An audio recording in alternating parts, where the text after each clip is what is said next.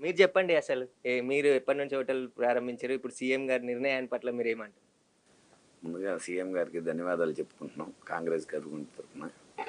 అలాంటి వాళ్ళని ఎంకరేజ్ చేసినందుకు సీఎం గారికి ధన్యవాదాలు చెప్పుకుంటున్నాం సార్. అంతా అంటే ఇప్పుడు సీఎం గారే మీ హోటల్‌కొచ్చి భోజనం చేస్తా అని చెప్పి ట్వీట్ చేశాడు ట్విట్టర్‌లో. దీనిపైన ఏమంటారు? సంతోషంగా ఉంది సార్. సంతోషంగా ఉంది. దాని గురించి ఎన్ని రోజుల నుంచి చేస్తున్నారు మీరు హోటల్ బిజినెస్? 2011లో స్టార్ట్ చేసాం. 2011లో స్టార్ట్ చేసి ఇప్పటికి మొన్నటి దాకా రీసెంట్గా నడుపుతానే ఉంది అట్లా. అయితే స్ట్రీట్ ఫుడ్ ఏదైతే హైటెక్ సిటీ ఏరియాలో వీళ్ళు గత 10 ఏళ్ల నుంచి కూడా నిర్వహిస్తున్నారు.